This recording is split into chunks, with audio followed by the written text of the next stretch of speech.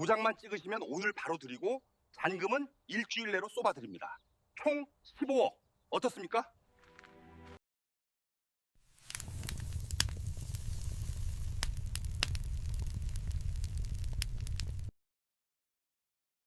충청남도 연기군 조치원읍. 이제는 세종특별자치시라는 거창한 이름이 붙었지만 나한테는 그저 흙먼지 날리는 내 고향이다. 평생을 땅만 파먹고 살았다. 남들은 배운 거 없어 몸으로 때운다 혀를 찼어도 나는 이 흙이 좋았다. 흙은 거짓말을 안 하니까. 콩 심은데 콩 나고 팥 심은데 팥 난다는 그 정직한 이치가 복잡해 터진 세상살이보다 훨씬 맘 편했으니까. 우리 영감 김철수 씨. 고집이 황소고집이라 남들이 거저줘도 안 갖는다는 저 뒷산, 돌이 반이고 흙이 반인 저 비탈을 굳이 빚까지 내서 샀을 때 동네 사람들이 뭐라 했는지 아직도 귀에 쟁쟁하다. 철수네는 이제 망했네. 저 똥산에 뭘 심어먹고 사나. 그래, 똥산. 우리 뒷산 별명이 똥산이었다. 비만 오면 붉은 황토물이 똥물처럼 흘러내린다고. 근데 참 희한하지. 그 똥산 비탈에서 땀 흘려 키운 고추며 마늘 팔아 삼남매를 키워냈다. 큰아들 민호, 둘째 민지, 그리고 우리 막둥이 민영이까지. 아이고 무릎이야. 비가 오려나 삭신이 쑤시네. 영감은 아직도 산에서 안 내려오나? 해가 뉘엿뉘엿한데. 부엌 창문을 열고 뒷산을 올려다봤다. 70이 다 된 노인네가 뭐가 좋다고 하루 종일 저 산에 박혀 있는지 모를 일이다. 그래도 오늘은 밥상에 고기라도 좀 올려야겠다. 서울 사는 큰아들한테서 전화가 왔었거든. 목소리가 축 처진 게 영 마음에 걸려서. 엄마, 저예요. 별일 없으시죠? 아버지도 건강하시고요. 아니요, 그냥 안부 전화드렸어요. 이번 주말에 시간 되면 한번 내려갈까 해서요. 우리 장남 민호. 개천에서 용났다고 온 동네가 떠들썩했었다. 서울에 있는 명문대 합격했을 때 영감이 그 똥산 꼭대기에서 만세 부르던 게 엊그제 같은데. 대기업 들어갔다고 양복 입고 내려왔을 때는 또 어땠고. 남들은 자식 농사 잘 지었다고 부러워들 하는데 정작 내 속은 시커멓게 타들어간다. 서울 그놈의 집값이 뭔지 10년을 넘게 뼈 빠지게 회사를 다녀도 전세살이를 못 면한단나나. 며느리 보기도 민망하고 손주 녀석 방 한 칸 제대로 못 해주는 아들놈. 목소리에 힘이 하나도 없으니 애미 된 마음이 오죽할까. 지집도 없는 놈이 효도는 무슨 효도라고 내려온다 그래. 차비 아껴서 적금이나 하나 더 들지. 쯧쯧. 그때였다.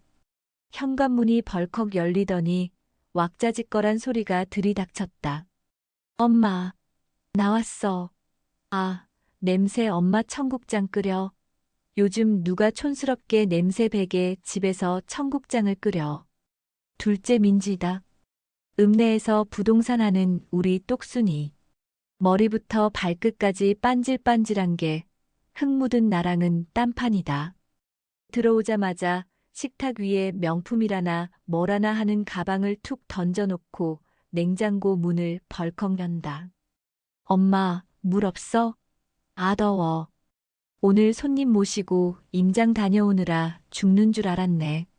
그나저나 엄마 들었어? 소문 쫙 퍼졌던데. 나는 뚝배기 뚜껑을 덮으며 민지를 쳐다봤다. 쟤는 꼭 뜸 들이는 버릇이 있다. 사람 애간장 녹이게. 뭔 소문? 또 누가 이혼했자? 아니면 누가 갯돈 들고 날랐다? 아이고, 엄마는 세상 물정을 그렇게 몰라서 어떡해. 세종시 말이야, 세종시. 이번에 국회 분원 들어온다는 얘기 확정되면서 지금 조치원 일대 땅값이 미친 듯이 뛰고 있다고. 우리 부동산 전화통 불나는 줄 알았다니까. 순간 가슴이 철렁했다. 땅값. 그놈의 땅값 얘기만 나오면 속이 울렁거린다. 평생 땅 파먹고 산 주제에 땅값 오르면 좋아해야 맞는데 나는 왜 이렇게 불안한 걸까? 아마도 가진 거라고는 이 낡은 집 한 채랑 저 뒤에 똥산 하나뿐이라서 그럴 거다. 가진 게 많으면 지킬 것도 많아 무섭다더니 딱 그 짝이다. 그래서 뭐 땅값 오르면 좋은 거지 왜 호들갑여. 엄마, 이게 그냥 오르는 게 아니야. 개발 제한 구역 풀린다는 말도 돌고 외지 사람들이 땅 못 사서 안달이라니까. 내 말 잘 들어봐. 우리 뒷산 있잖아. 아빠가 애지중지하는 그 산. 거기 위치가 기가 막혀. 도로만 하나 뚫리면 바로 금싸라기 되는 거야. 오늘 어떤 사장님이 나한테 넌지시 묻더라. 그 산 주인이 누구냐고. 민지 눈이 반짝거렸다. 돈 냄새를 맡은 하이에나처럼. 둘째는 어릴 때부터 셈이 빨랐다. 오빠한테 가는 거, 동생한테 가는 거 귀신같이 계산해서 지 몫은 악착같이 챙겼다. 그게 밉지 않고 대견했는데 오늘따라 저 눈빛이 왜 이리 서늘하게 느껴지는지. 쓸데없는 소리 말어.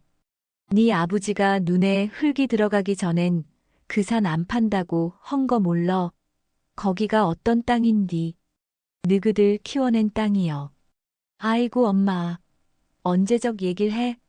지금 평당 얼마 부르는 줄이나 알아? 그 돈이면 오빠 서울에 아파트 한 채 사주고도 남아. 나도 가게 확장하고 엄마 아빠 늙어서 고생 안 하고 떵떵거리고 살 수 있다고. 똥산 끌어안고 죽으면 뭐 묘자리밖에 더 돼? 묘자리. 자식 키워봐야 헛거라더니. 그때 안방 문이 스르르 열리더니 부스스한 머리에 막내가 기어나왔다. 오후 4시가 넘었는데 이제 일어난 모양이다. 늘어진 티셔츠에 반바지, 한쪽 귀에는 이어폰을 꽂고 하품을 쩍한다. 아, 시끄러워. 언니는 오자마자 뭔 랩을 그렇게 해? 여기가 쇼미더머니야? 막내 민영이. 우리 집 아픈 손가락. 머리는 참 좋았다.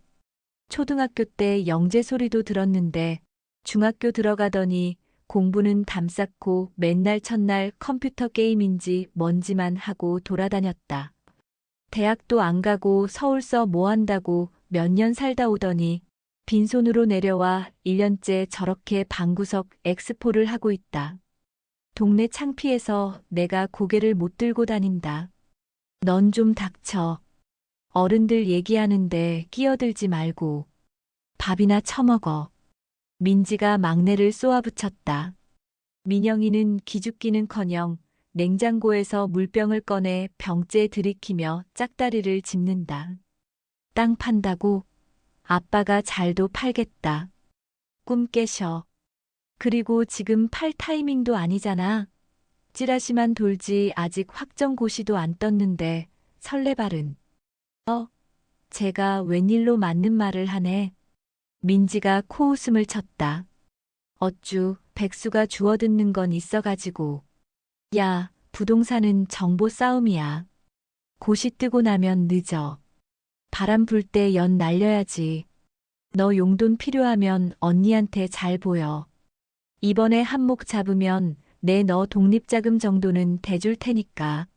민영이는 대꾸도 않고 피식 웃더니 다시 방으로 쏙 들어가 버렸다. 저 속을 누가 알까? 제 언니가 무시해도 화도 안 나는지 아니면 포기한 건지. 저녁이 되자 영감이 돌아왔다. 흑투성이 장화를 벗는 영감의 등이 오늘따라 더 굽어 보였다.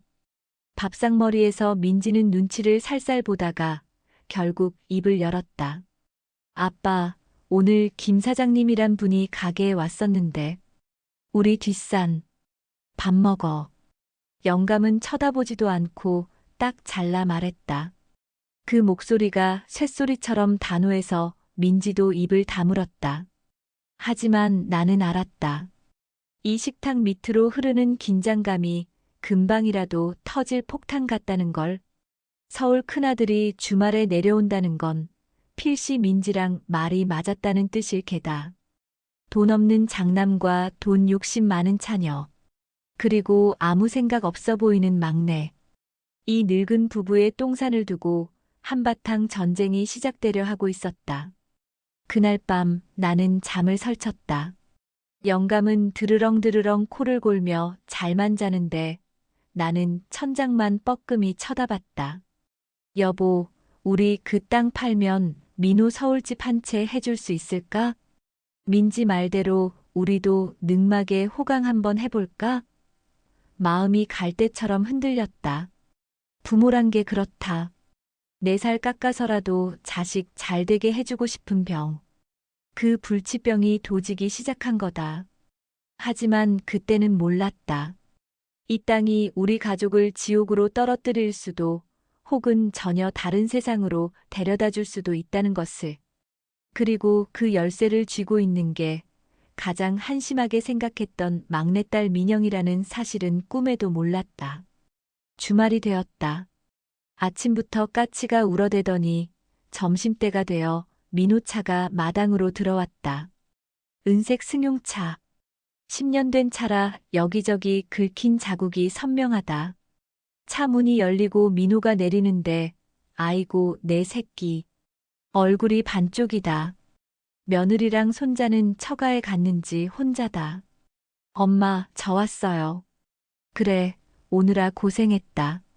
차 많이 막혔지? 얼른 들어와, 밥 먹자. 내 손을 잡는 아들 손이 거칠다. 사무직이라 팬대만 굴릴 텐데 왜 손이 이리 거친가 싶어 가슴이 아릿했다. 뒤이어 민지도 들어왔다. 오늘은 작정했는지 서류 봉투까지 끼고 왔다. 오빠 왔어? 얼굴이 왜 그래? 회사 힘들어? 뭐. 그냥 그렇지. 너는 얼굴 좋네. 나는 요즘 좋지. 물 들어올 때 노 저으라고 아주 바빠 죽겠어.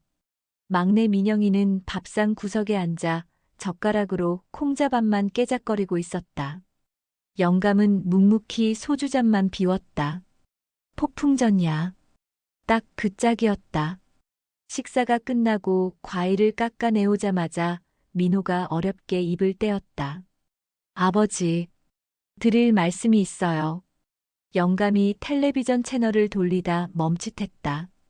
뭔데? 그게, 이번에 전세 만기가 돌아오는데 집주인이 보증금을 2억이나 올려달래요. 안 그러면 나가라고. 2억. 내 평생 만져보지도 못한 돈이 억소리 나게 튀어나왔다. 억장이 무너지는 소리였다.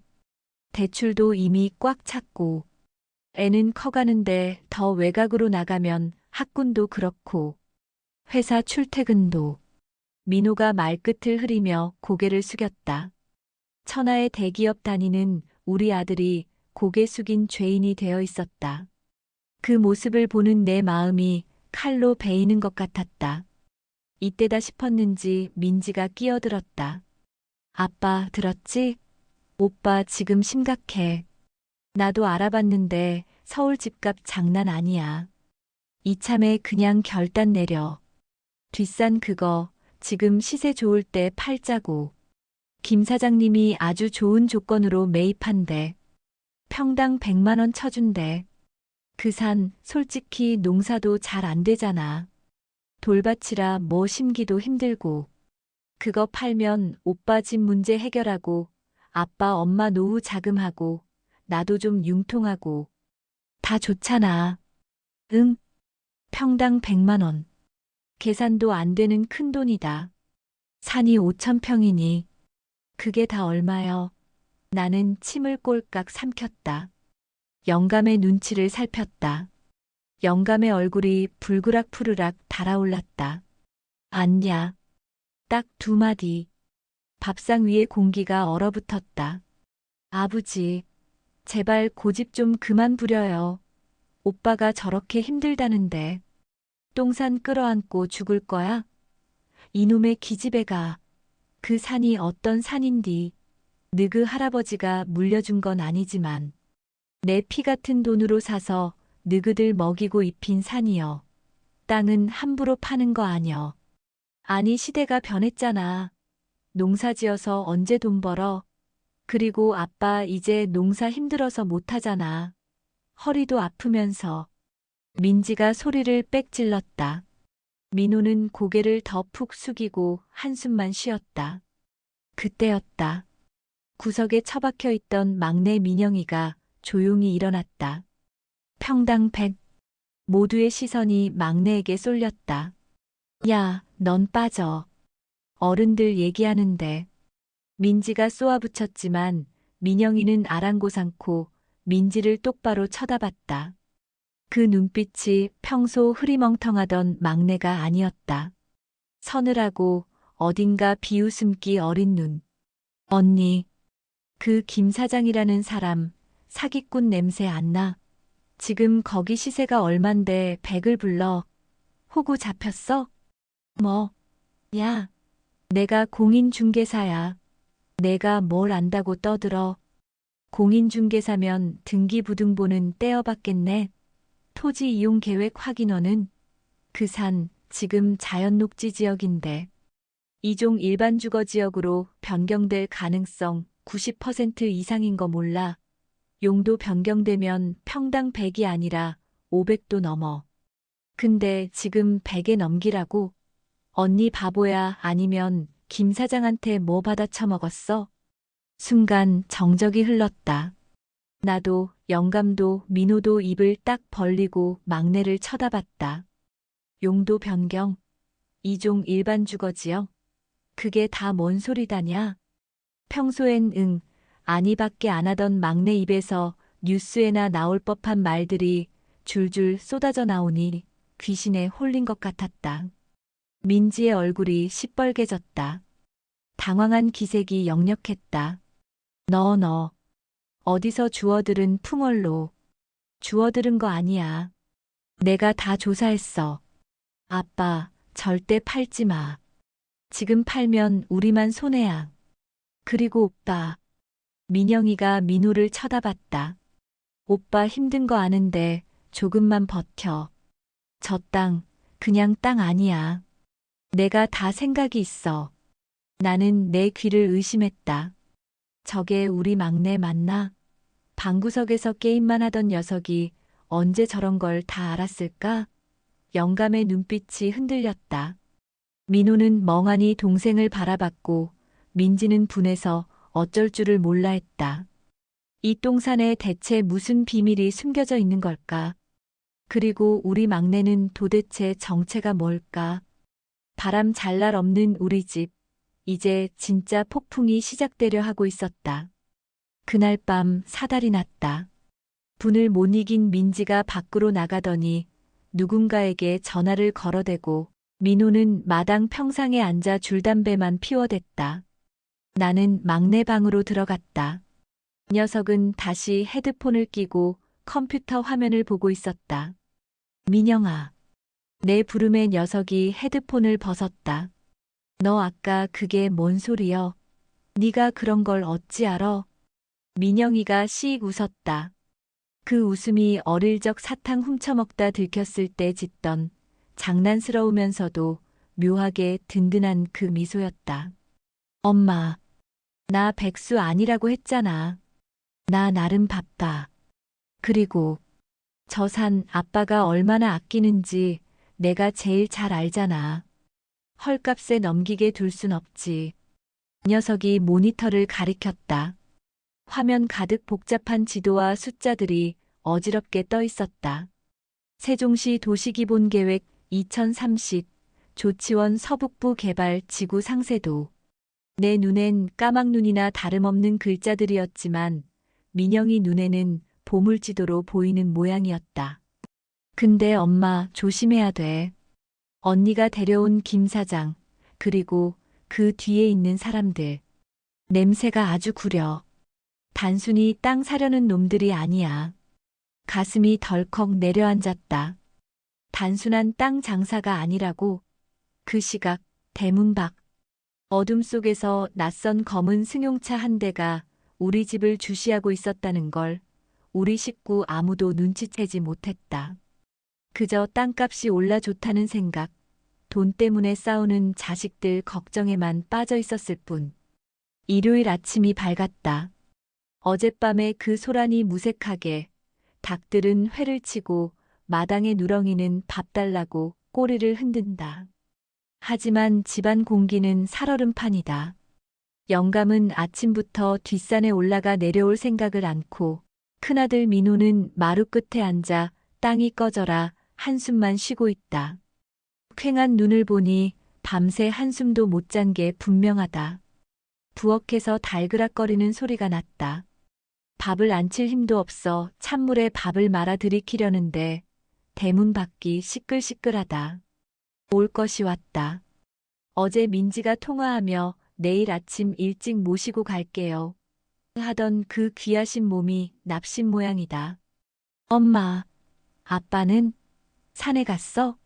아이 참, 오늘 손님 오신다고 했잖아. 민지가 앞장서고 그 뒤로 번쩍번쩍한 양복을 입은 중년 사내가 들어왔다. 기름을 들이부은 듯 올백으로 넘기 머리, 흙마당에 어울리지 않는 뾰족 구두. 한눈에 봐도 꾼이다. 아이고, 어머님이시군요. 안녕하십니까? 말씀 많이 들었습니다. 김태식이라고 합니다. 편하게 김 사장이라 불러주십시오. 사내가 내민 손이 뱀처럼 차갑고 미끌거렸다. 나는 엉겁결에 손을 잡았다가 얼른 뺐다.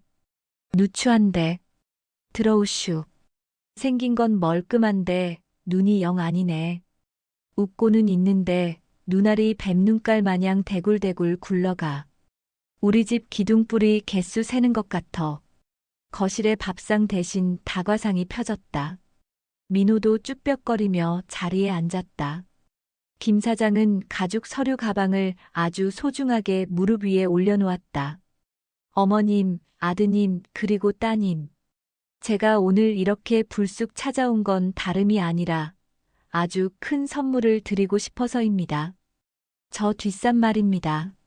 솔직히 말씀드리면 지금 상태로는 맹지나 다름없습니다. 농사도 안 되고 개발도 어렵고 세금만 나가는 애물단지죠. 김 사장이 말을 아주 청산유수로 한다. 민지는 옆에서 고개를 끄덕이며 맞장구를 친다. 맞아요, 사장님. 우리 아빠가 고집만 세서 저걸 붙들고 있는 거지. 사실 짐이거든요. 그렇죠. 그런데 제가 누굽니까? 이 김태식이 흙 속에서 진주를 캐내는 사람 아닙니까? 제가 저 산을 매입해서 조치원의 랜드마크가 될 전원주택 단지로 개발할 계획입니다. 어르신들은 목돈 주셔서 편안하게 노후 보내시고 자제분들은 그 돈으로 기반 잡으시고 이게 바로 윈윈윈 마이너스 윈 아니겠습니까? 말은 번지르르하다. 그런데 내 귀에는 하나도 안 들어온다. 내 시선은 오로지 김 사장이 서류 가방에서 꺼내 밥상 위에 턱하니 올려놓은 그것에 고정되었다. 누런 서류 봉투. 두툼하다. 김 사장이 봉투 입구를 살짝 벌려 보였다. 5만 원권 다발. 심장이 쿵 하고 내려앉았다. 평생 흙 파서 1,000원, 2,000원 모아온 내 눈앞에 저런 생돈 덩어리가 놓여 있다니. 이거 계약금의 일부입니다. 5천만 원. 현찰로 가져왔습니다. 도장만 찍으시면 오늘 바로 드리고 잔금은 일주일 내로 싸드립니다. 총 15억. 어떻습니까? 15억. 순간 민호의 눈동자가 흔들리는 게 보였다. 꿀꺽하고 침 넘어가는 소리가 들릴 정도였다. 민지는 이미 입이 귀에 걸렸다. 엄마 봤지? 현찰이야 현찰. 15억이면 오빠. 서울 아파트 사고도 남아. 아빠 어디 있어? 빨리 내려오라고 해. 나는 돈다발과 아들의 얼굴을 번갈아 봤다.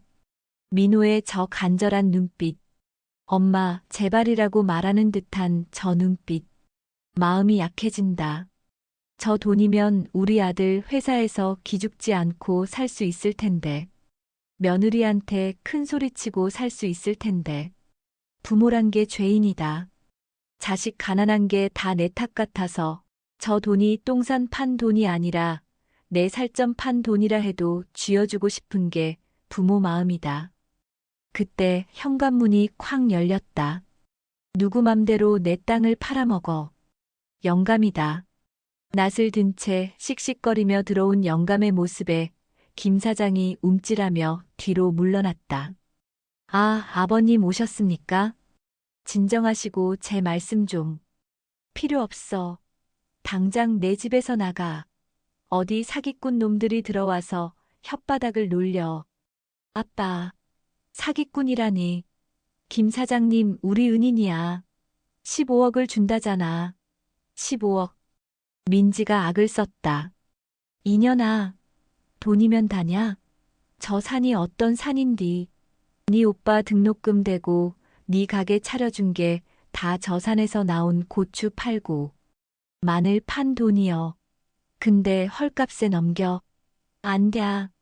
내 눈에 흙이 들어가도 안 돼. 아버지. 갑자기 민호가 소리를 질렀다.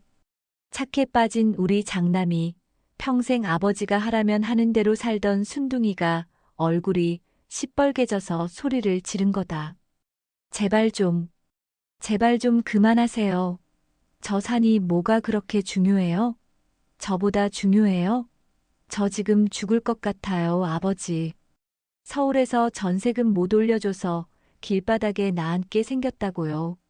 회사에서는 언제 잘릴지 몰라 전전긍긍하고 집에 가면 마누라 눈치 보느라 숨이 막혀요. 저도 남들처럼 번듯하게 살아보고 싶다고요.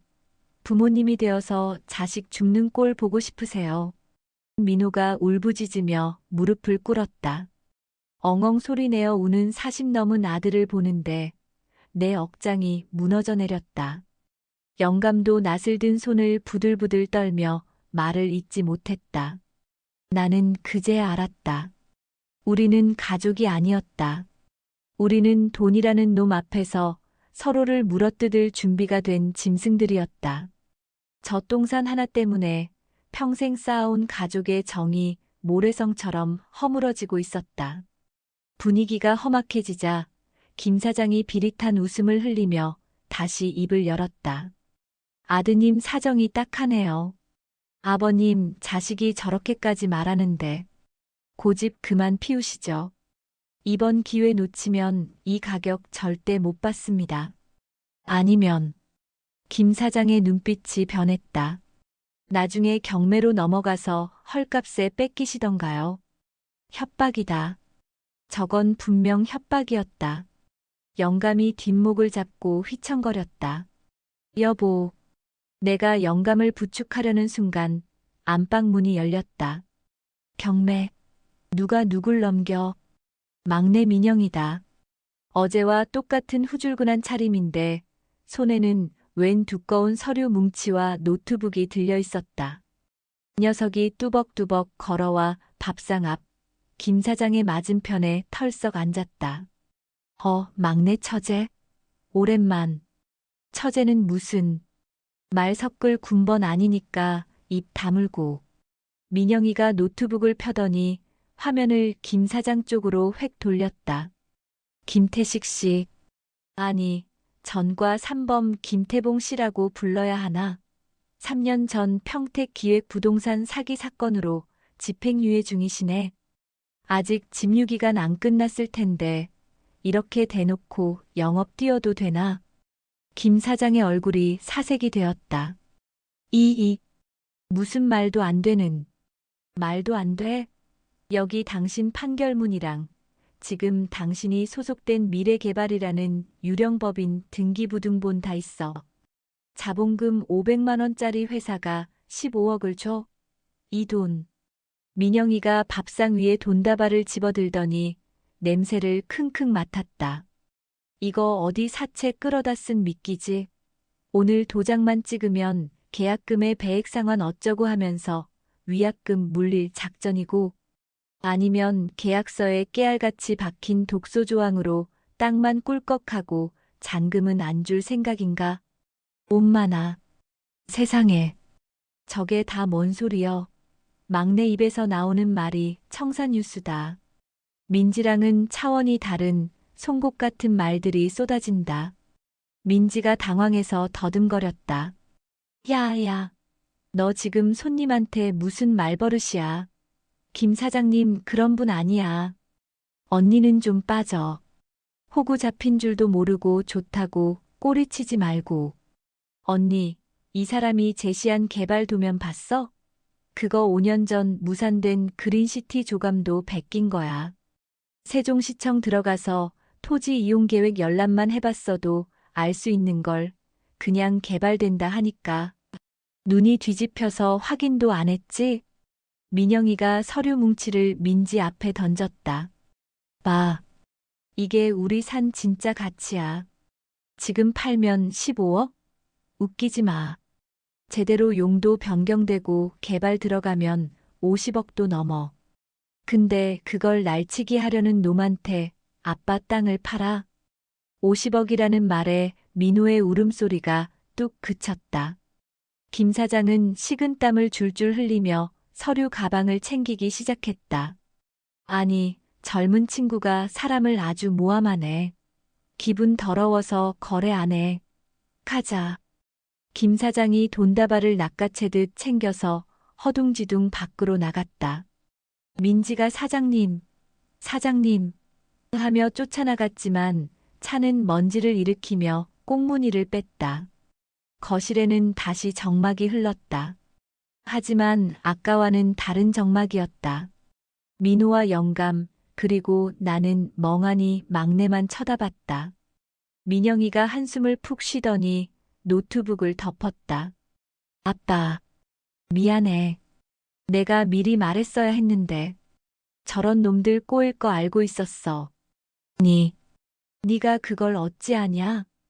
영감이 떨리는 목소리로 물었다. 나 서울에서 그냥 논 거 아니야. 주식 좀 했어. 그리고 부동산 경매도 좀 배우고, 망하기도 해보고, 벌기도 해보고. 그러다 알았어. 정보가 돈이라는 거. 그래서 내려온 거야. 아빠 땅 지키려고. 민호가 기가 막히다는 듯 물었다. 그럼 너 돈 좀 있냐? 민영이가 씁쓸하게 웃었다. 오빠, 그게 중요해.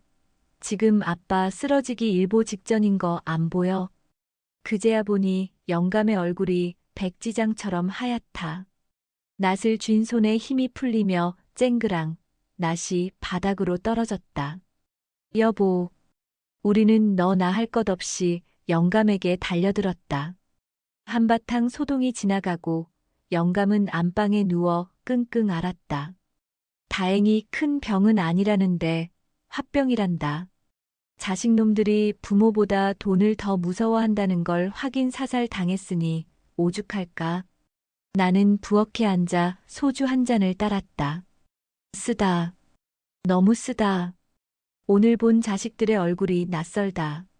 15억이라는 돈 앞에 짐승처럼 번들거리던 민지의 눈빛, 무릎 꿇고 울부짖으며 부모 가슴에 대못을 닦던 민호. 그리고 난생 처음 보는 냉철한 얼굴로 사기꾼을 쫓아낸 막내. 내가 키운 자식들이 맞나 싶다. 전 물려 키울 땐 다 똑같이 예쁜 내 새끼들이었는데 돈이 뭔지 세상이 뭔지 뿔뿔이 흩어진 마음들이 서글프다. 그때 등 뒤에서 인기척이 느껴졌다. 막내다. 엄마. 뭐냐? 놀랐지? 미안해. 민영이가 내 앞에 앉아 내 잔에 술을 채워준다. 근데 엄마, 이게 끝이 아니야. 김태식 그 사람 그냥 바지 사장이야. 뒤에 진짜 큰 손이 있어. 그 사람들이 왜 하필 우리 산을 노리는지 나도 아직 다는 몰라. 근데 뭔가 있어. 아빠가 20년 전에 저 산 살 때 뭔가 이상한 거 못 봤어? 이상한 거? 돌 천지인 거 말고 뭐가 있겠냐? 아니, 땅속이라든가 동굴이라든가. 동굴? 그러고 보니 영감이 옛날에 술 먹고 헛소리처럼 한 말이 떠올랐다. 저 산에는 용이 잠들어 있어. 내가 그 용을 지키는겨. 나는 그게 그냥 술주정인 줄 알았다. 민영아, 너 뭐 알고 있는 거냐? 민영이의 표정이 심각해졌다. 엄마, 오늘 밤엔 문단속 잘해. 그 사람들 돈으로 안 되면 다른 방법 쓸지도 몰라. 그 말이 시가 되었을까? 그날 밤 새벽 뒷산 쪽에서 시뻘건 불길이 치솟았다. 불이야, 불이야. 동네 이장님의 다급한 고함 소리에 잠을 깼다. 창문을 여니 매캐한 연기와 함께 우리 똥산이 활활 타오르고 있었다. 아이고 맙소사. 내 자식 같은 나무들이 탄다. 영감이 평생을 바쳐 심어놓은 엄나무며 두릅나무가 비명을 지르며 타고 있었다. 영감은 속옷 차림으로 뛰쳐나갔다. 내 산, 내 산. 불길 속으로 뛰어들려는 영감을 민호가 간신히 붙잡았다. 나는 주저앉아 엉엉 울었다. 이것은 단순한 산불이 아니었다. 전쟁 선포였다. 그놈들이 우리에게 보내는 경고장이었다. 좋은 말로 할 때 내놔라는 협박. 불타는 산을 보며 민영이의 눈이 도깨비불처럼 파랗게 빛났다. 이 새끼들이 선을 넘네. 민영이가 어딘가로 전화를 걸었다. 형님. 접니다. 네, 지금 좀 내려오셔야겠습니다. 네, 작업칠 준비하시고요. 형님? 우리 막내딸 입에서 형님이라니? 도대체 우리 막내는 서울에서 무슨 일을 하다 온 걸까? 불타는 똥산 앞에서 우리 가족의 운명은 걷잡을 수 없는 불구덩이 속으로 빠져들고 있었다. 매캐한 탄 냄새가 온 집안을 집어삼켰다. 새벽녘 소방차 사이렌 소리가 먹고 난 뒤에 뒷산은 처참했다. 내 자식처럼 키운 두릅나무며 엄나무가 죄다 시꺼먼 숯덩이가 되어버렸다. 아침 해가 떴지만 우리 집은 여전히 한밤중이었다. 경찰이 다녀갔다. 젊은 순경 하나가 수첩에 몇 자 끄적거리더니 심드렁하게 말했다. 건조주의보라 자연 발화 가능성이 높네요. 등산객이 담배꽁초라도 버렸나 봅니다. CCTV도 없고 목격자도 없으니 수사는 종결하는 게. 담배꽁초? 자연 발화? 기가 찼다. 어제 그 사기꾼 놈이 다녀가고 협박을 하고 갔는데 담배꽁초라니. 내가 억울해서 땅을 치며 그 놈들이 불지른 거요. 라고 악을 썼지만 순경은 할머니 심증만으로는 안 돼요라며 꽁무니를 뺐다. 힘없는 노인네라고 무시하는 거다. 돈 없고 백 없으면 억울해도 참고 살아야 하는 게 이놈의 세상 이치라더니 내 속이 숯검댕이 된 산보다 더 까맣게 타들어갔다. 마루에 걸터앉은 영감은 넋이 나갔다. 평생을 바친 산이 하루아침에 대머리가 됐으니 오죽할까. 민호는 공포에 질려 손톱만 물어뜯고 있고 민지는 전화를 붙들고 어디론가 끊임없이 통화를 시도하고 있었다. 아마 그 김 사장 놈한테 따지려는 거겠지. 하지만 전화기는 꺼져 있을 게 뻔하다. 엄마, 우리 그냥 팔자. 응?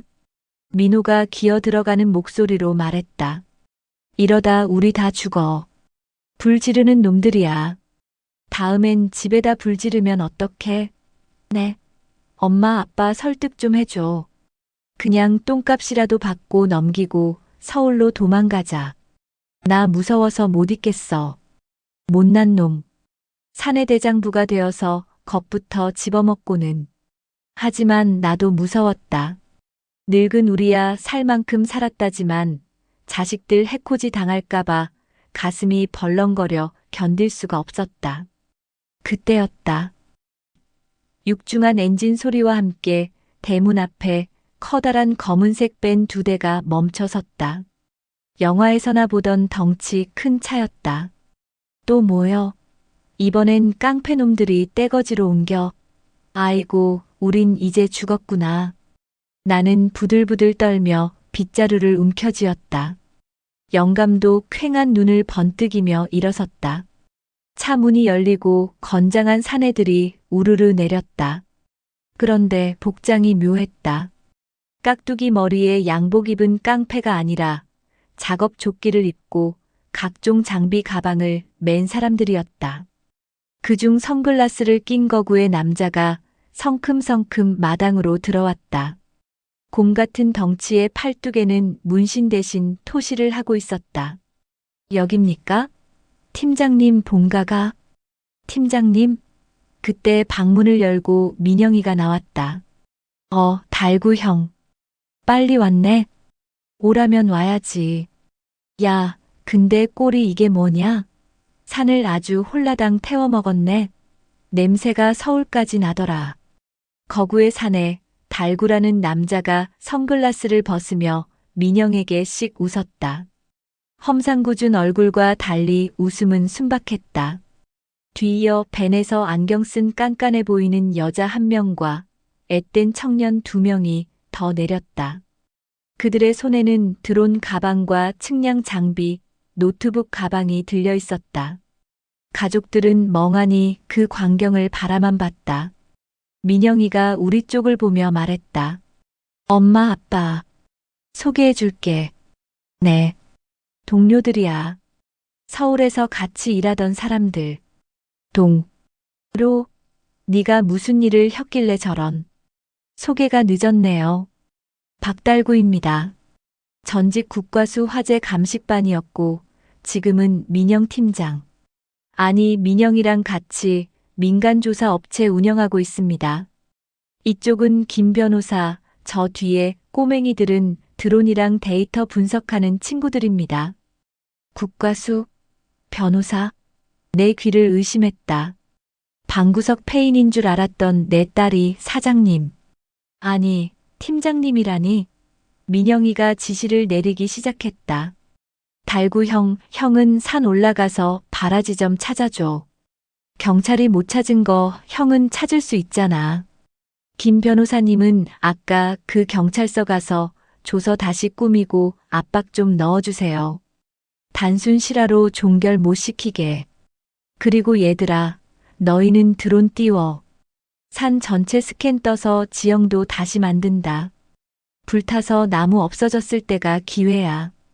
땅 밑에 뭐가 있는지 샅샅이 뒤져. 오케이. 작전 개시. 일사불란했다. 마당은 순식간에 작전 상황실로 변했다. 마루에 노트북이 깔리고 윙윙거리는 소리와 함께 드론 2대가 하늘로 치솟았다. 민호와 민지는 입을 딱 벌리고 쳐다봤다. 야, 민영아. 너 진짜 정체가 뭐냐? 민호가 떨리는 목소리로 물었다. 민영이는 무심하게 모니터를 바라보며 대답했다. 나, 그냥, 억울한 사람 도와주는 해결사? 돈은 많이 못 벌어도 보람은 있어. 오빠 회사 보안 프로그램도 우리 팀이 뚫어서 취약점 찾아준 적 있는데 몰랐지? 세상에. 등잔 밑이 어둡다더니 내 딸이 저런 능력이 있는 줄도 모르고 나는 매일 밥 벌어지라고 구박만 했구나. 부끄러움과 대견함이 동시에 밀려왔다. 나는 부엌으로 들어가 국수를 삶기 시작했다. 손님들이 왔으니 빈속으로 보낼 순 없지 않은가. 멸치 육수 내는 냄새가 탄내를 조금이나마 덮어주었다. 1시간쯤 지났을까? 산에 올라갔던 박달구 씨가 땀을 뻘뻘 흘리며 내려왔다. 손에는 검게 그을린 기름통 조각이 들려 있었다. 팀장 찾았다. 산 중턱 바위 틈에 숨겨놨더만. 신어통이야. 지문은 탔겠지만 성분 분석하면 제조사는 나올 거야. 그리고 달구 씨의 표정이 묘해졌다. 불 때문에 자풀이 다 타버려서 땅바닥이 훤히 보이는데 좀 이상한 게 있다. 이상한 거? 너희 아버님이 그냥 농사만 지으신 게 아닌 것 같은데 와서 좀 봐야겠다. 민영이가 자리에서 벌떡 일어났다. 영감도 흠칫 놀라는 눈치였다. 우리는 모두 홀린 듯 뒷산으로 향했다. 평생을 오르내린 산인데 숲 검댕이가 된 산길은 낯설고 흉물스러웠다. 산 중턱, 영감이 도라지를 심었던 밭둑 근처에 도착했다. 불이 나서 풀과 나무가 싹 타버리자 평소에는 덤불에 가려 보이지 않던 거대한 바위들이 드러나 있었다. 그런데 그 바위들의 배치가 예사롭지 않았다. 마치 누군가 일부러 줄을 세워놓은 듯 일정한 간격을 두고 둥그렇게 박혀 있었다. 이게 뭐여? 내가 중얼거렸다. 민영이네 팀 막내가 태블릿 PC를 들고 와서 민영에게 보여주었다. 팀장님, 드론 라이다 스캔 결과입니다. 지표면 아래 3m 지점부터 아주 특이한 지질 구조가 잡혀요. 그리고 이 바위들. 이거 자연석이 아닌데요? 인공적인 표식입니다. 민영이가 바위로 다가가 손으로 쓸어보았다. 그리고 영감을 돌아봤다. 아빠, 이거 뭐야? 아빠는 알고 있었지? 영감은 아무 말 없이 바위만 쳐다보고 있었다. 그 굳게 담은 입술이 파르르 떨렸다. 민지랑 민호는 무슨 보물이라도 나온 줄 알고 눈이 휘둥그레졌다. 아빠, 뭐야? 여기 금이라도 묻혀 있어? 어쩐지 아빠가 절대 안 판다고 하더니. 민지가 호들갑을 떨며 바위 틈을 기웃거렸다. 금 같은 소리 허덜 말어. 영감이 버럭 소리를 질렀다. 그건 숨구멍이여. 숨구멍. 영감이 한숨을 푹 쉬며 주저앉았다. 검게 그을린 땅바닥을 어루만지며 영감이 입을 열었다. 느그 할아버지가 일제강점기 때 징용 끌려갔다 오셔서 남기신 유언이다. 이 산 겉보기엔 돌산이고 똥산이지만 이 땅 밑에 조선의 숨결이 흐른다고 했어. 일본 놈들이 그거 끊어버리려고 새말뚝 박으러 다닐 때 할아버지가 밤마다 몰래 와서 이 바위들로 덮어놓고 지키신겨.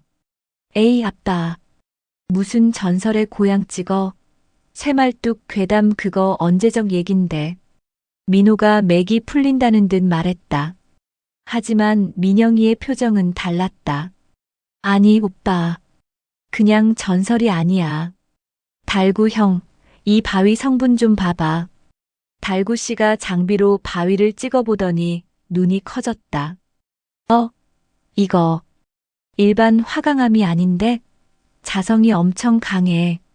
그리고 이 밑에서 올라오는 수치. 이거 히토류 반응인데? 뭐? 내가 물었다. 히토류요 어머니. 반도체나 전기차 만들 때 꼭 필요한 귀한 광물이요. 요즘 이거 없어서 난리인데. 이 산 그냥 돌산이 아니라 히토류 매장지일 가능성이 높아요. 그것도 아주 고순도의. 순간 가족 모두가 얼어붙었다. 15억? 아니, 이건 단위가 다른 이야기였다. 민영이가 차갑게 말했다. 이제 알겠네. 김태식 뒤에 있는 놈들, 그리고 그놈들한테 정보 흘린 놈들. 단순히 아파트 짓겠다는 게 아니었어. 이 산을 헐값에 사서 광산 개발권을 따내려는 거야. 아빠가 지킨 건 조선의 숨결이었지만 놈들이 노리는 건 대한민국의 미래 자원이었던 거지. 그때 민지의 전화벨이 울렸다. 발신자 표시 제한. 민지가 덜덜 떨며 스피커폰을 켰다. 여보세요?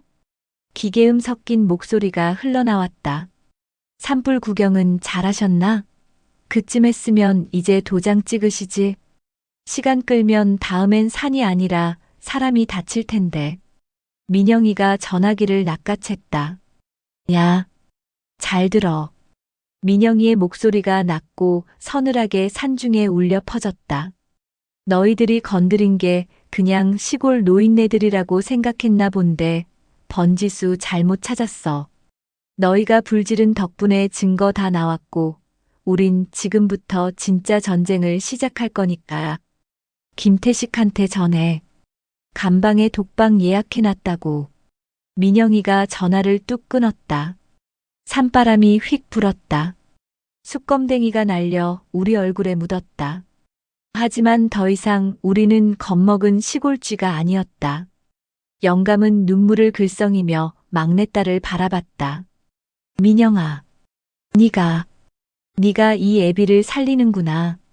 아빠 아직 멀었어. 이제 시작이야. 놈들이 이 사실 알면 더 미쳐 날뛸 거야. 근데 걱정 마. 이 산, 그리고 우리 가족. 내가 지켜. 그날 저녁, 우리 집 마당에서는 작전 회의가 열렸다. 서울 샌님 같던 민호도, 돈만 알던 민지도 이번엔 딴청 피우지 않았다. 희토류라는 게 뭔지는 잘 몰라도 우리 아버지가 평생을 바쳐 지킨 것이 헛것이 아니었다는 사실, 그리고 놈들이 우릴 얕잡아보고 불까지 질렀다는 사실에 자식들의 눈에도 도끼가 서렸다. 엄마, 밥 더 없어? 배고프네. 먹고 싸워야지. 민호가 밥그릇을 내밀었다. 나도 줘. 내가 부동산 하면서 배운 깡다구가 있지. 감히 우리 아빠 산을 넘봐. 민지도 팔을 걷어붙였다.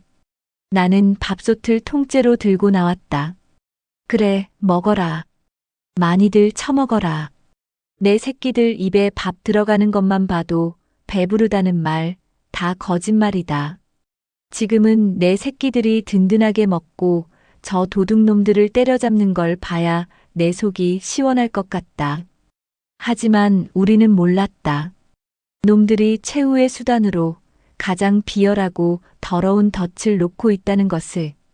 그 덫이 하필이면 가장 약한 고리, 우리 큰아들 민호를 향하고 있다는 것을. 희망은 잠시였고 현실은 다시 무겁게 우리 어깨를 짓눌렀다. 뒷산에 희토류가 묻혀있다 한들 당장 우리 손에 쥐어진 건 잿더미뿐이었다. 민영이네 팀원들이 산을 오르내리며 뭔가 분주하게 준비하고 있었지만 마을에는 흉흉한 소문이 돌기 시작했다. 철순의 뒷산에 귀신이 씌어서 불이 났다더라. 서울서 온 깡패들이 산을 파헤친다더라. 아마도 그 김 사장 놈 일당이 퍼뜨린 헛소문일 게다. 하지만 진짜 문제는 바깥이 아니라 안에서 터졌다. 그날 점심 국수를 삶아 먹는데 민호 전화기가 요란하게 울려댔다. 한 번, 두 번, 세 번. 민호는 받지 않고 화면만 쳐다보다 엎어놓기를 반복했다. 누구요? 회사요? 왜 안 받아? 내 물음에 민호가 흠칫 놀라며 숟가락을 떨어뜨렸다. 아, 아니에요. 스팸 전화예요. 요즘 대출 권유 전화가 하도 와서. 거짓말이다. 내 아들이다. 내가 낳아 길렀는데 거짓말할 때 눈꼬리가 파르르 떨리는 걸 모를까? 민호의 얼굴빛이 잿빛이었다. 국수 한 가닥도 목구멍으로 못 넘기고 깨작거리던 민호가 슬그머니 밖으로 나갔다. 나는 설거지하는 척하며 부엌 창문을 살짝 열었다. 뒷마당 장독대 뒤에서 민호의 목소리가 들려왔다. 여보세요? 네, 팀장님. 그게 무슨... 네, 감사팀이요? 횡령이라니요. 말도 안 됩니다. 제가 그 돈을 왜... 네, 제 결제 도장이 찍혀 있다고요? 아니, 저는 모르는 일입니다. 팀장님. 전화가 끊긴 모양이었다. 민호가 악 하고 소리 없는 비명을 지르며 머리카락을 쥐어뜯었다. 뒤이어 또 전화벨이 울렸다. 이번엔 목소리가 비굴하게 변했다. 아, 네, 지점장님. 알고 있습니다. 이번 달 이자가 좀 밀렸죠. 네, 곧 해결됩니다. 부모님 땅. 네, 처분 단계예요. 정말입니다. 제발, 집에 찾아오시는 것만은. 네, 이미 집 앞에 와 있다고요? 여보. 철퍼덕. 민호가 바닥에 주저앉았다. 나는 숨을 쉴 수가 없었다. 횡령? 감사팀? 게다가 빚쟁이들이 집으로 찾아갔다고. 서울 며느리가 전화를 안 받는 모양이었다. 민호가 짐승처럼 끄끄거리며 울었다. 아이고 내 새끼. 서울 가서 출세한 줄 알았더니 지옥불 속에서 살고 있었구나. 저순에 빠진 놈이 얼마나 무서웠으면 부모한테 말도 못하고 끙끙 앓았을까. 내 가슴에 천불이 났다. 15억이 아니라 100억이라도 줘서 저놈 살리고 싶은 게 애미 마음이다. 그때 대문 밖에서 낯선 인기척이 났다. 민영이는 팀원들과 산에 올라가고 없었고 민지는 읍내 부동산에 잠시 다녀온다며 나간 뒤였다. 영감은 낮잠을 자고 있었다. 민호가 황급히 눈물을 닦고 대문 쪽으로 나갔다. 나도 숨죽여 지켜봤다. 검은 양복을 입은 사내 하나가 민호에게 서류 봉투 하나를 건네고 있었다. 김 사장은 아니었다. 더 차갑고 더 무서워 보이는 인상이었다. 김민호 씨 되시죠? 위에서 보내서 왔습니다. 누구십니까? 김태식 사장님, 그리고 그 뒤에 계신 회장님의 심부름꾼입니다. 서울 상황 많이 안 좋으시더군요. 회사 징계위원회 회부되셨고 사채 빚 독촉의 와이프분은 친정으로 도망가기 직전이고 당신들이 그걸 어떻게. 설마 당신들이 꾸민 짓이야? 민호가 멱살을 잡으려 했지만 사내는 가볍게 민호의 손을 뿌리쳤다. 우리가 꾸몄다뇨. 우린 그냥 도와드리러 온 겁니다. 민호 씨 인생 여기서 끝낼 겁니까? 횡령범 꼬리표 달고 감방 가고 가족들은 길거리에 나앉고. 사내가 민호 귓가에 속삭였다. 방법은 간단합니다. 아버님 인감도장. 그거 하나만 있으면 됩니다. 오늘 밤 안에 가져오세요.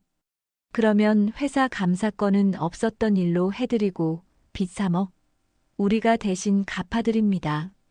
그리고 현찰로 10억 더 얹어드리죠. 미친 소리 마. 희토류가 나온 땅이야. 그깟 푼돈에. 희토류? 하하. 민호 씨. 그게 돈이 되려면 몇 년이 걸릴까요? 채굴 허가받고 환경영향 평가받고 설비 들이고. 최소 10년입니다. 당장 내일 민호 씨 집이 경매로 넘어가는데 10년 뒤의 희망이 무슨 소용입니까? 그리고 당신 여동생 김민영 씨 너무 믿지 마세요. 걔가 그 돈 혼자 꿀꺽 안 한다는 보장 있습니까? 사내는 악마였다. 민호의 가장 아픈 곳, 가장 불안한 곳을 정확히 찌르고 있었다. 민호의 눈동자가 심하게 흔들렸다. 오늘 밤 12시까지입니다. 마을 입구 정자나무 아래 차 대기시켜 놓겠습니다. 선택은 민호 씨 몫입니다. 사내는 유유히 사라졌고 민호는 그 자리에 못 박힌 듯 서 있었다. 그의 손에 들린 명함이 파르르 떨리고 있었다. 저녁 밥상은 모래알 씹는 것 같았다. 민호는 밥그릇만 내려다봤고 나는 그런 아들을 쳐다볼 수가 없어 국만 떠먹었다. 아무것도 모르는 영감은 민영이 걔가 용어긴 용여 산에다 기계를 딱 갖다 대니까 흙 성분이 다 나온냐 하며 허허거렸다. 민영이가 늦게 들어왔다. 흙투성이가 된 옷을 털며 들어오는데 표정이 좋지 않았다. 엄마, 밥 좀 줘. 배고파 죽겠네. 아, 그리고 오빠. 나랑 얘기 좀 해. 민호가 흠칫 놀랐다. 그래. 민영이가 민호를 빤히 쳐다봤다.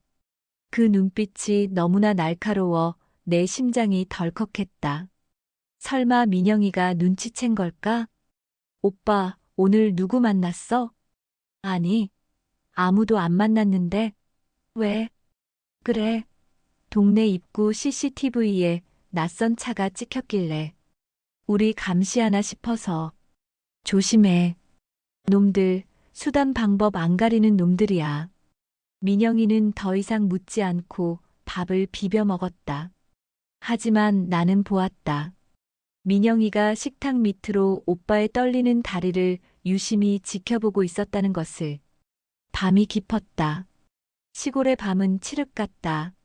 풀벌레 소리만 요란한데 오늘따라 그 소리가 징소리처럼 크게 들렸다.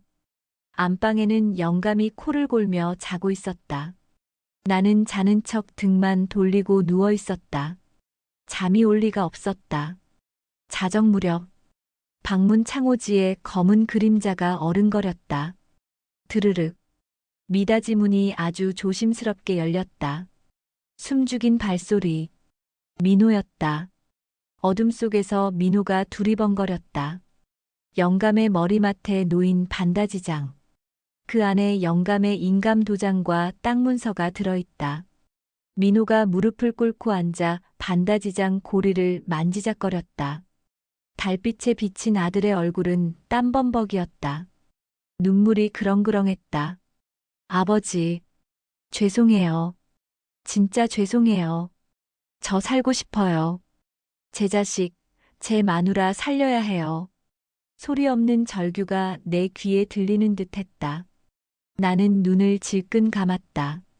가져가라. 차라리 가져가서 네가 산다면 가져가라. 산이야 없으면 그만이지만 내 새끼 죽는 건 못 본다. 속으로 그렇게 외쳤다. 모정은 이성보다 강하고 도덕보다 앞서는 법이다. 아들이 도둑질을 하는데도 성공하기를 비는 게 못난 어미 마음이었다. 민호가 떨리는 손으로 서랍을 열고 옥도장을 꺼냈다. 그리고 품에 넣었다. 그가 다시 일어서서 나가려는데 문턱에서 멈칫했다. 자고 있는 영감의 발. 흙투성이가 되어 갈라지고 터진 그 발을 한참이나 내려다보았다. 그리고 나를 쳐다봤다. 나는 자는 척했지만 눈가로 흐르는 눈물을 막을 순 없었다. 민호가 소리 없이 큰절을 올렸다. 그리고 문을 닫고 나갔다. 나는 이불을 뒤집어 쓰고 오열했다. 소리가 새어나갈까봐 베개를 물고 울었다. 내 아들이, 그 착하던 내 아들이 벼랑 끝에서 떨어지고 있었다. 부처님, 하느님, 제발 우리 민호 좀 살려주세요. 벌은 제가 다 받을 테니 제발 저 불쌍한 놈 좀 살려주세요. 잠시 후 밖에서 웅성거리는 소리가 들렸다. 어디가? 민영이 목소리였다. 심장이 멎을 것 같았다. 나는 벌떡 일어나 방문을 열고 뛰쳐나갔다. 마당 한가운데 어둠 속에서 민호가 대문 쪽으로 가고 있었고 민영이가 그 앞을 막아서고 있었다. 뒤쪽에는 달구 씨와 팀원들이 서 있었다. 민호는 사색이 되어 뒷걸음질 쳤다. 비켜. 나 급한 일 있어. 이 시간에 그 도장 들고. 민영이의 시선이 민호의 품 안을 향했다. 민호가 품을 감싸쥐었다.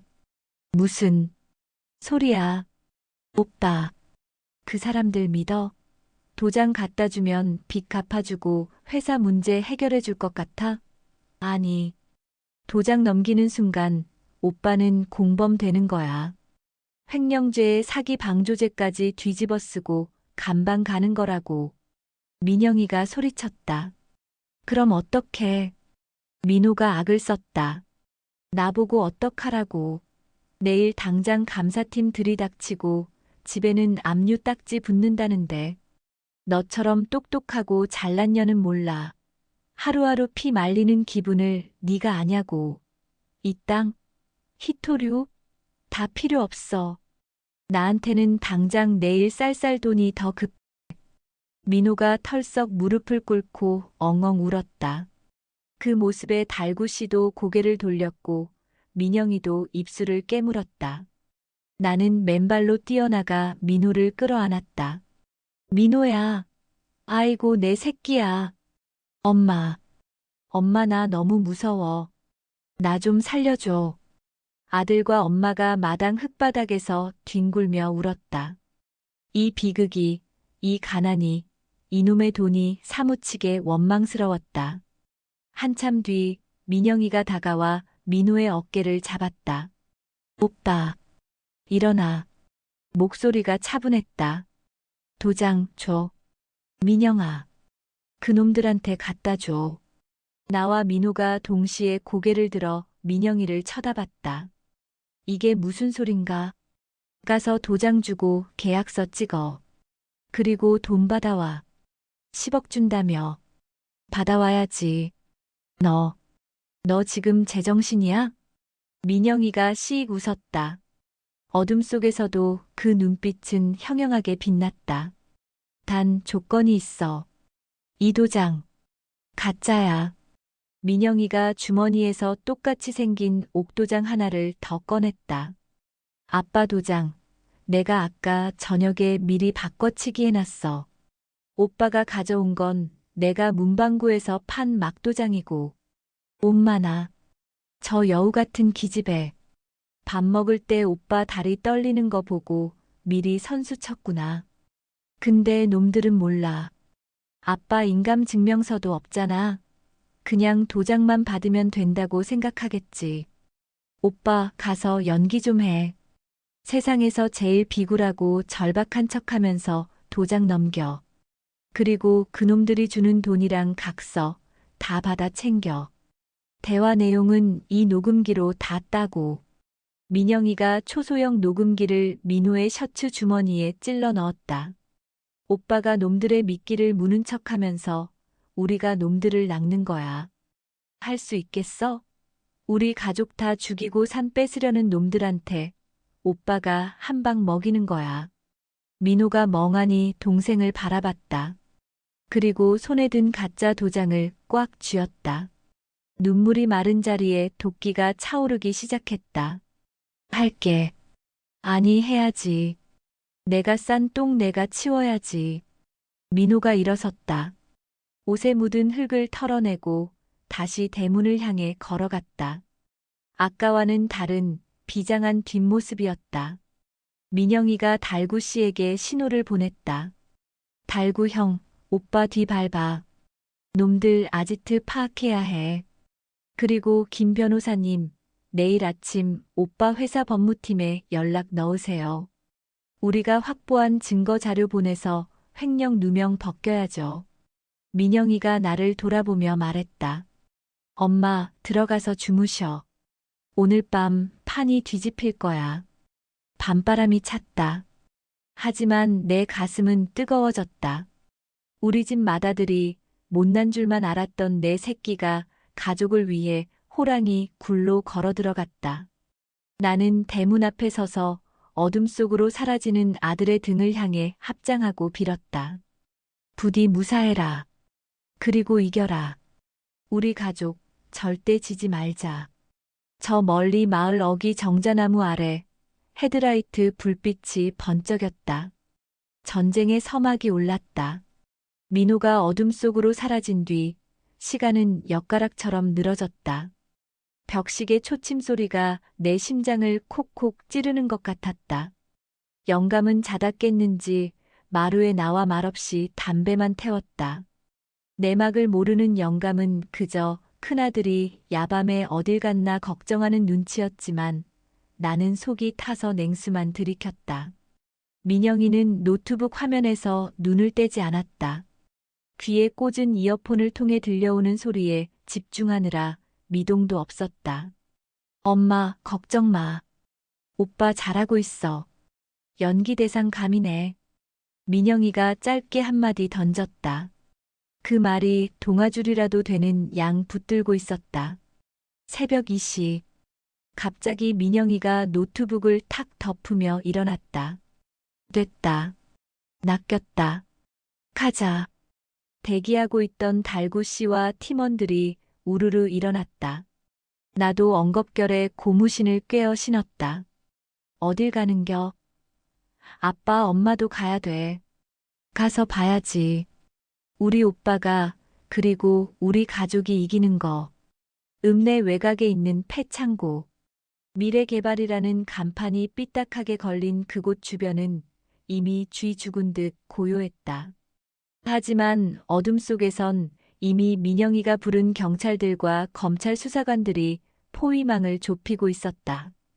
우리는 달구 씨의 차 안에서 창고 안 상황을 지켜봤다. 민영이가 보여주는 태블릿 화면에는 창고 내부가 훤히 보였다. 민호 몸에 심어둔 카메라 덕분이었다. 화면 속 민호는 김 사장과 그 뒤에 앉은 처음 보는 노인 아마도 회장이라는 작자 앞에 앉아 있었다. 자, 여기 있습니다. 도장. 민호가 떨리는 손으로 도장을 내밀었다. 김 사장이 낚아채듯 받아들고는 회장을 보며 희죽거렸다. 회장님, 드디어 끝났습니다. 이제 그 산은 우리 겁니다. 하하. 수고했다. 김민호 씨, 자네도 큰일 했어. 빚은 우리가 갚아주지. 자, 여기 계약서에 도장 찍어. 김 사장이 인주를 듬뿍 묻혀 계약서에 꽝 하고 도장을 찍으려는 순간. 잠깐. 민호가 고개를 들었다. 화면 속 민호의 눈빛이 달라져 있었다. 비굴함은 사라지고 서늘한 도끼가 서려 있었다. 당신들 약속이나 지켜. 내 빚 갚아준다는 각서. 그리고 우리 가족 건드리지 않겠다는 각서. 그거 공증받기 전엔 계약 무효야. 이 새끼가 말이 많네. 이미 도장 넘겨놓고 뭔 소리야. 찍으면 그만이지. 김 사장이 억지로 도장을 서류에 찍었다. 선명한 붉은 자국. 그 순간 회장이란 작자가 계약서를 들어올리며 웃음을 터뜨렸다. 하, 됐다. 이제 히토류 채굴권은 우리. 그때였다. 민호가 피식 웃었다. 채굴권? 그 도장으로 될까? 뭐, 그거. 문방구에서 3,000원 주고 판 김철수 막도장인데. 인감이랑 글씨체가 미묘하게 다를걸? 순간 정적이 흘렀다. 김 사장이 황급히 도장과 인감증명서 위조된 것을 대조해 보더니 얼굴이 흑빛이 되었다. 이 개새끼가. 김 사장이 민호의 멱살을 잡고 주먹을 날리려는 찰나. 창고의 철문이 부서져라 열리며 경찰 특공대가 들이닥쳤다. 움직이지 마. 검찰청 특수수사팀이다. 사이렌 소리가 요란하게 울려 퍼졌다. 김 사장 일당이 뒷문으로 도망치려 했지만 이미 달구 씨와 팀원들이 길목을 막고 있었다.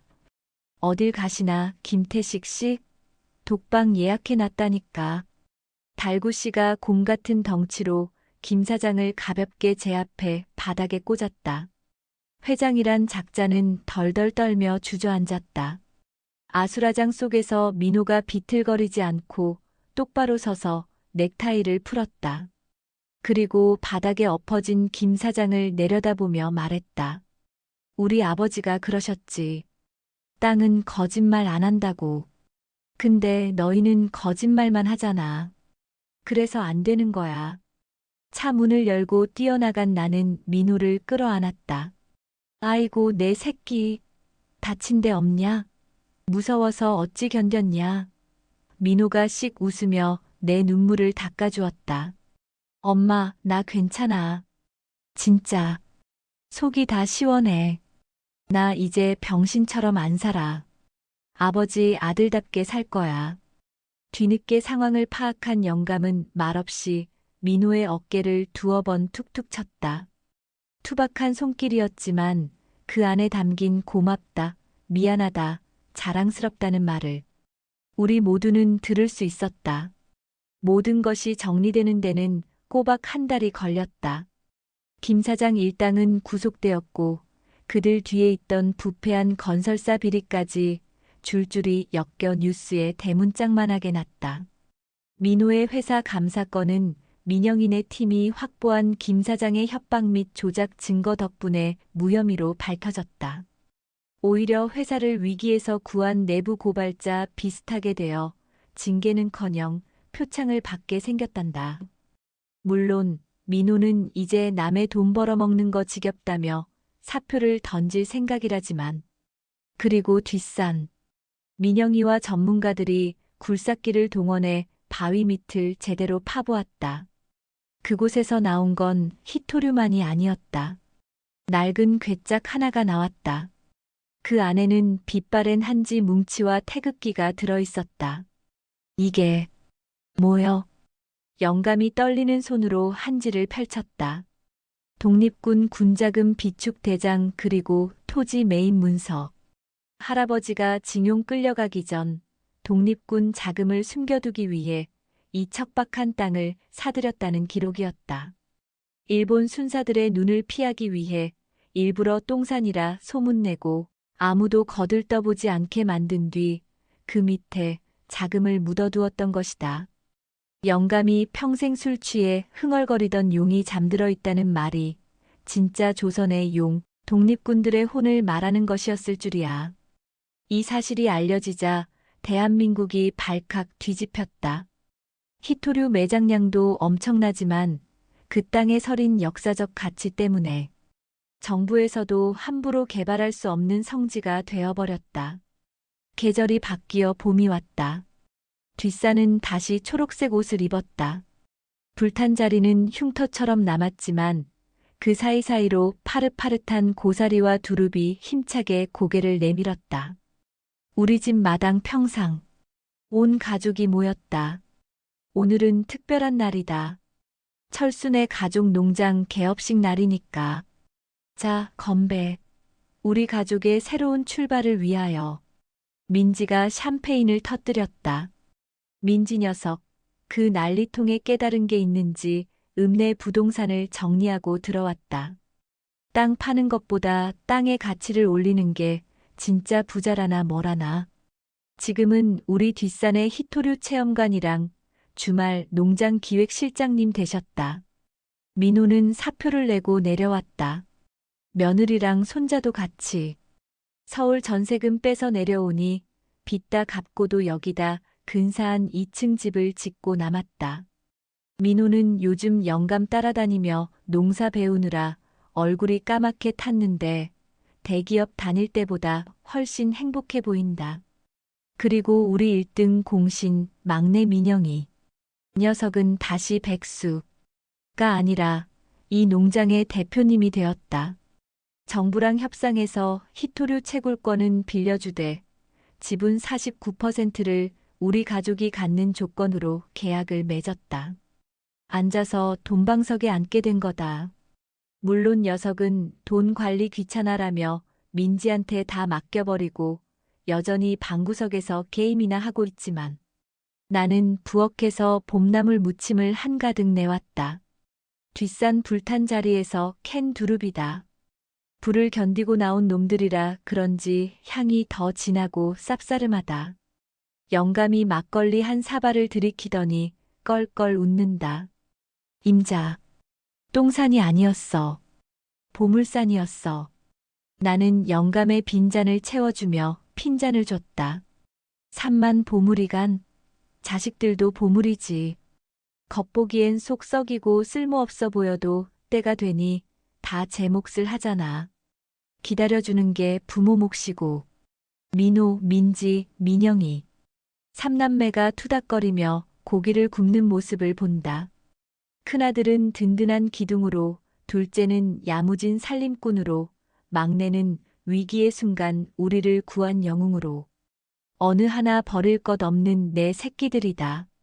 바람이 분다. 똥냄새가 아니라 향긋한 흙내음이 실려온다.